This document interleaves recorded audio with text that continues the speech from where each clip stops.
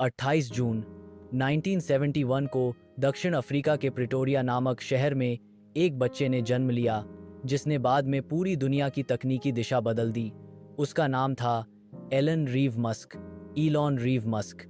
Elon Musk का जन्म एक ऐसे परिवार में हुआ जो दिखने में सामान्य था लेकिन मानसिक दृष्टिकोण से बहुत अलग। पिता एरोल मस्क एक दक्षिण अफ्रीकी इंजीनियर थे, सख्त स्वभाव के।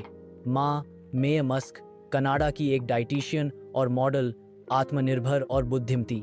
एलन के दो भाई बहन थे, किम्बल मस्क भाई और टॉस्का मस्क बहन। बचपन की दुनिया। एलन मस्क का बचपन सामान्य नहीं था। वह घंटों किताबों में डूबा रहता था। 6,07,000 साल की उम्र में जब बच्चे खिलौनों में खोए होते हैं तब एलन एनसाइक्लोपीडिया ब्रिटानिका पढ़ रहा होता था। उसकी माँ कहती थी, एलन घंटों अकेला बैठा रहता, सोचता और बस सोचता। स्कूल की बुरी यादें। एलन को स्कूल में तंग किया जाता था। वह दुबला, शांत स्वभाव का और हमेशा अलग नजर आता था। सहपाठी उसे नरमदिल बेवकूफ कहकर चिढ़ाते। एक बार तो कुछ बच्चों ने उसे सीढ़ियों से धक्का दे दिया जिससे उसकी नाक की हड्डी तक टूट गई। इन अनुभवों ने एलन को दुनिया के प्रति सतर्क और भीतर से मजबूत बना दिया। वह मानने लगा था कि दुनिया सिर्फ मजबूतों की सुनती है। जब एलन 10 साल का था तब उसके जीवन में पहली बार कंप्यूटर आया, एक पुराना कॉमोडोर विक 20। उसने बिना किसी ट्रेनिंग के सिर्फ मैनुअल पढ़कर प्रोग्रामिंग सीख ली। महज 12 साल की उम्र में उसने ब्लास्टर नाम का एक वीडियो गेम खुद बनाया और एक टेक मैगजीन को $500 में बेच भी दिया। यह उसकी पहली कमाई थी और यह साबित करता था कि वह सिर्फ सोचता नहीं, करता भी है। एलन का सपना था अमेरिका जाना। उसका मानना था कि अमेरिका ही वह जगह है जहां मैं अपने विचारों को उड़ान दे सकता हूं। लेकिन दक्षिण अफ्रीका का राजनीतिक माहौल, नस्लभेद और सेना में अनिवार्य भर्ती जैसे मुद्दे उसे विचलित करते थे। इसलिए 17 वर्ष की उम्र में वह अकेले ही कनाडा चला गया क्योंकि उसकी मां का जन्म वहीं हुआ था और उसे कनाडा की नागरिकता मिल सकती थी। एलन का यह कदम रोमांचक तो था लेकिन कठिनाइयों से भरा भी। कभी फार्मों में काम किया, कभी बॉयलर साफ किए। ठंड, अकेलापन, आर्थिक संघर्ष, लेकिन उसने कभी हार नहीं मानी। वहां से उसने क्वींस यूनिवर्सिटी ओंटारियो में दाखिला लिया और कुछ साल बाद यूनिवर्सिटी ऑफ पेंसिल्वेनिया यूएसए में स्थानांतरित हो गया। शिक्षा और विषय चयन। पेंसिल्वेनिया यूनिवर्सिटी में उसने 2 डिग्री ली, भौतिकी, फिजिक्स, इकोनॉमिक्स। उसकी सोच में तकनीकी समझ के साथ बिजनेस की पकड़ भी थी जो बाद में उसकी कंपनियों की सफलता का आधार बनी। वह कहता था, भौतिकी आपको जड़ों तक सोचने की आदत देती है और बिजनेस आपको उसे व्यावसायिक रूप से लागू करना सिखाता है। एलन मस्क कभी भी सरल सोच के समर्थक नहीं थे। वह हमेशा फर्स्ट प्रिंसिपल्स थिंकिंग में विश्वास रखते थे, यानी हर चीज को मूल रूप से समझना बिना सामाजिक मान्यताओं के। उदाहरण, जब बैटरी की कीमत बहुत ज्यादा बताई गई, उन्होंने बैटरी के कच्चे माल, लिथियम, निकल आदि की कीमतें निकाली और कहा, हम महंगी बैटरियां नहीं, महंगा सोच रहे हैं। एलन मस्क का बचपन संघर्षपूर्ण, अकेला और आत्मविश्लेषण से भरा था, लेकिन उन्होंने कभी भी परिस्थितियों को बहाना नहीं बनाया, बल्कि हर ठोकर को सीढ़ी बना लिया। 1995 का वर्ष एलन मस्क ने स्टैनफोर्ड यूनिवर्सिटी में पीएचडी करने के लिए दाखिला लिया था। विषय था applied physics and material science. लेकिन उसने केवल 2 दिन बाद ही कॉलेज छोड़ दिया। क्यों? क्योंकि तब इंटरनेट की दुनिया में क्रांति हो रही थी। याहू, नेटस्केप, एओएल जैसी कंपनियां आ रही थीं। एलन को लगा, अगर मैं अभी रिसर्च में घुस गया तो यह मौका हाथ से निकल जाएगा। इसलिए वह अपने छोटे भाई किम्बल मस्क के साथ एक नया सपना लेकर आया। हम इंटरनेट के जरिए लोगों की जिंदगी आसान बनाएंगे। एलन और किम्बल ने मिलकर एक छोटी सी कंपनी बनाई। नाम रखा गया ग्लोबल लिंक इंफॉर्मेशन नेटवर्क, जिसे बाद में कहा गया Zip2। आइडिया क्या था?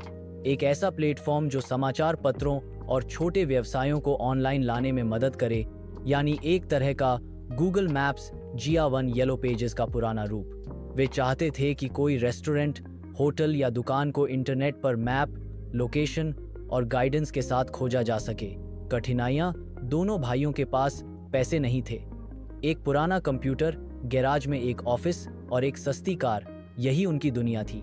एलन रात में कोडिंग करता और दिन में कंपनियों को कॉल करके अपने सॉफ्टवेयर बेचने की कोशिश करता। वह बारीक कोडिंग, अक्स डिजाइन और डीलिंग सब कुछ खुद करता था। कई लोग कहते थे, इंटरनेट पर मैप और बिजनेस, कौन देखेगा ये सब? लेकिन एलन मस्क का जवाब होता, जो आज नहीं देख पा रहे वो कल यहीं खड़े होंगे। पहला बड़ा मोड़, $3 मिलियन की फंडिंग। लगातार संघर्ष के बाद एक वेंचर कैपिटल फर्म मोर डेविडो वेंचर्स ने Zip2 में 3 मिलियन का निवेश किया।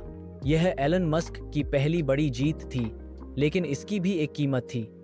कंपनी के नियंत्रण का बड़ा हिस्सा अब इन्वेस्टर्स के पास था। एलन को सीईओ पद से हटा दिया गया क्योंकि उन्हें अनुभवहीन माना गया।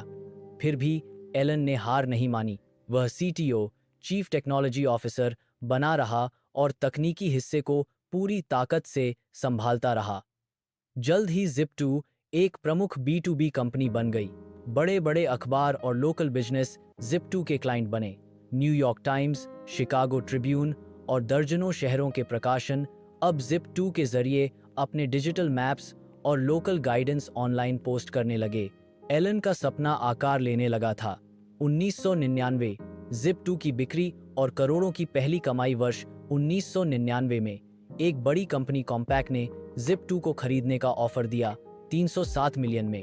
यह एलन मस्क की जिंदगी का सबसे बड़ा टर्निंग पॉइंट था। एलन मस्क को इस डील से लगभग 22 मिलियन लगभग 160 करोड़ रुपए मिले। वह तब महज 27 साल का था, लेकिन उसने ये पैसा आराम से बैठने या आलीशान जीवन जीने में नहीं लगाया, बल्कि उसने कहा, अब मैं कुछ और बड़ा बनाऊंगा, दुनिया को बदलने लायक। विजन पर विश्वास करो, भले सब हासे।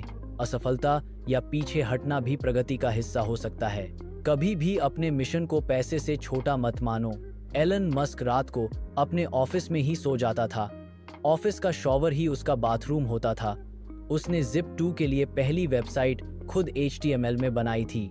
जब उसके हाथ में 22 मिलियन आए, उसने सबसे पहले मैक्लारेन F1 कार खरीदी, जो बाद में दुर्घटनाग्रस्त हो गई।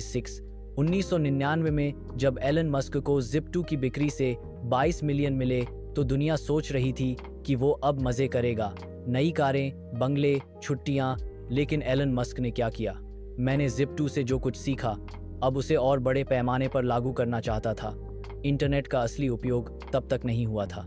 उसी साल उसने एक नई कंपनी शुरू की। नाम रखा गया X.com, एक बैंक जो पूरी तरह ऑनलाइन था। एलन मस्क ने महसूस किया कि बैंकिंग सेक्टर बहुत पुराना और बोझिल था। एटीएम की लाइन, चेकबुक, कैश, सब धीमा और परेशानी भरा। तो उसने सोचा, अगर लोग ईमेल भेज सकते हैं तो पैसे क्यों नहीं भेज सकते? X.com का विजन, पूरी तरह से डिजिटल बैंक बिना किसी शाखा के, जिसमें आप घर बैठे पैसे ट्रांसफर कर सको, ये उस जमाने के लिए बिल्कुल क्रांतिकारी विचार था। X.com को जबरदस्त रिस्पॉन्स मिला। लोगों को मुफ्त में 10 का साइन अप बोनस मिलता था। पर तभी एक और कंपनी थी, कॉन्फिनिटी, जिसने पेपैल नामक एक मोबाइल पेमेंट ऐप बनाया था। पेपैल और X.com की आपस में प्रतियोगिता शुरू हो गई, लेकिन दोनों की टीमों को जल्दी समझ आ गया कि अगर वो साथ आ जाएं तो इंटरनेट पेमेंट में पूरी दुनिया को जीत सकते हैं। एलन मस्क इस नई कंपनी के सीईओ बने। उनका फोकस था सादा इंटरफेस, तेज ट्रांजैक्शन, स्पैम और धोखाधड़ी से सुरक्षा। लेकिन फिर विवाद हुआ।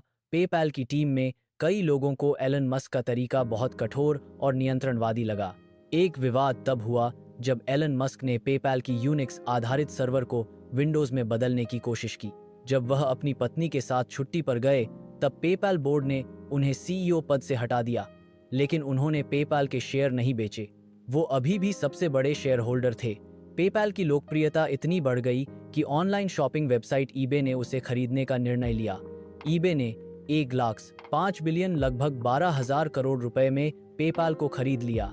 एलन मस्क को इस डील से 180 मिलियन लगभग 1400 करोड़ रुपए मिले। अब एलन के पास इतना पैसा था कि वो कुछ भी कर सकता था, लेकिन उसने फेरारी या प्राइवेट आइलैंड नहीं खरीदा। उसने 3 नई कंपनियों में निवेश किया, स्पेसएक्स, टेस्ला और सोलर सिटी,